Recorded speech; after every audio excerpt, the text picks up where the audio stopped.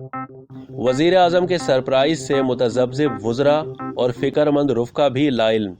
قومی اسمبلی کے اجلاس میں جو وزیر اعظم عمران خان کے خلاف عدم اعتماد کی تحریک کے تناظر میں انتہائی کشیدگی کی صورتحال میں ہوگا، متحدہ اپوزیشن اور حکومت نے ایوان میں حکمت عملی وضع کرنے کے لیے اپنے اپنے اجلاس پارلیمنٹ ہاؤس میں بلا لیے ہیں۔ اجلاس کے لیے جو 15 نکاتی ایجنڈا جاری کیا گیا ہے، اس میں شامل آئین کے آرٹیکل 95(1) اور قومی اسمبلی کے قواعد و ضوابط کے قاعدہ 37 کے مطابق متحدہ اپوزیشن کے 147 ارکان نے تحریک میں مطالبہ کیا ہے کہ ایوان میں وزیر اعظم کے خلاف عدم اعتماد کی تحریک پیش کیے جانے کی اجازت دی جائے، جس کے ساتھ ہی قومی اسمبلی کے اسپیکر اسد قیصر کے منصب کی متقاضی غیر جانبداری اور طرز عمل کی آزمائش کا مرحلہ شروع ہو جائے گا، کیونکہ قومی اسمبلی کی یہ روایت ہے کہ اگر اجلاس سے پہلے کسی رکن قومی اسمبلی کا انتقال ہو جاتا ہے تو اس دن کی کارروائی صرف مرحوم رکن کے لیے فاتحہ خوانی پر مشتمل ہوتی ہے اور اجلاس اگلے روز کے لیے ختم کر دیا جاتا ہے۔ تاہم یہ اسپیکر کا استحقاق ہے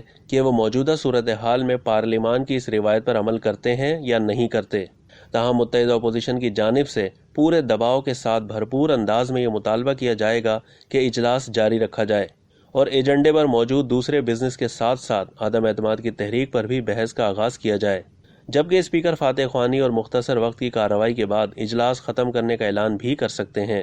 اگلے روز ہفتے اور اتوار 2 روز کی تعطیل کے بعد اجلاس پیر کی شام متوقع ہوگا۔ صورتحال کے پیش نظر شہباز شریف اور بلاول بھٹو سمیت قومی اسمبلی میں نمائندگی رکھنے والی اپوزیشن کی تمام جماعتوں کے پارلیمانی لیڈرز بھی ایوان میں موجود ہوں گے۔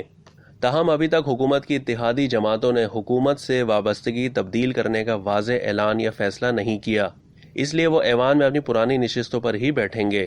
دوسری طرف متحدہ اپوزیشن نے اتفاق رائے سے فیصلہ کیا ہے کہ اب وزیر اعظم عمران خان سے حالیہ سیاسی بحران کو ختم کرنے کے لیے حل طلب امور پر کوئی بات نہیں کی جائے گی۔ اب تک کے لیے اتنا ہی۔ مزید معلومات کے لیے ڈیلی جنگ کے یوٹیوب چینل کو سبسکرائب کرنا نہ بھولیے اور فیس بک کے پیج کو بھی لائک کرنا نہ بھولیے۔